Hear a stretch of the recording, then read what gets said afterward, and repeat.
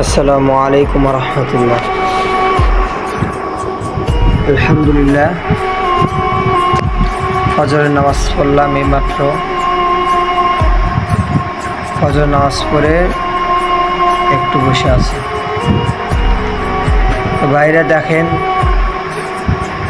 আমি আজকে আসার সময় দেখি যে রাস্তা দিয়ে আসার সময় আমাদের এখানে বেলতুল গ্রামে 3 মাথায় দেখি যে পর্দা টাঙ্গাইছে আর ফুটবল খেলা দেখা যায়। দেখি সেখানে অনেক লোক, প্রচুর পরিমাণ লোক, রাস্তা বুক হয়ে গেছে, আসার মতো কোনো জায়গা নেই। আর ফজরে আজান দিলাম, লোকজন নাই মসজিদে। ফজরের নামাজ পড়লাম মাত্র 2-3 জন নিয়ে। দেখেন, আমি দেখাই মসজিদ ফাঁকা, 2-3 জন ছিল, তারা নামাজ পড়ে চলে গেছে। দেখেন, নামাজ পড়ে চলে গেছে। তো এটা হচ্ছে কিয়ামতের একটা আলামত। এটা হচ্ছে কিয়ামতের একটা আলামত।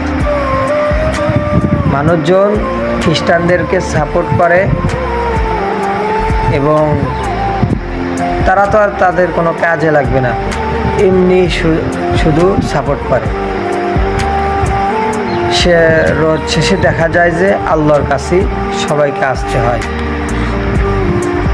তো এই কথা বলার উদ্দেশ্য এই যে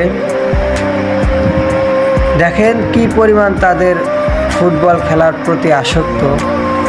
তারা ফজরের নামাজ কিন্তু চলে যাচ্ছে, অথচ মসজিদ কিন্তু কাছেই, তারা ফুটবল খেলা দেখতেছে। এখনও তারা দেখতেছে। তারা ফুটবল খেলার প্রতি এত আসক্ত যে প্রায় 2টার থেকে নিয়ে ফুটবল খেলা দেখতে আসে, এখনো পর্যন্ত দেখতেছে। তারপরও তাদের হুঁশ জ্ঞান নাই যে ফজরে আজান দিল, একটু নামাজ পড়ে আসি। 2-1 জন ছিল, তারা শুধু আমরা 3-4 জন মিলে জামাত করছি।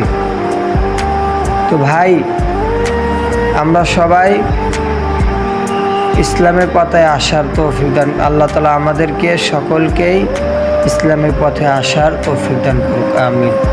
এবং 5 ওয়াক্ত নামাজ পড়ার তৌফিক দান করুক। খ্রিস্টানদেরকে সাপোর্ট করে কী লাভ পাওয়া যায়? কোনো লাভই নেই। দিন শেষে আল্লাহর কাছেই চলে আসতে হয়।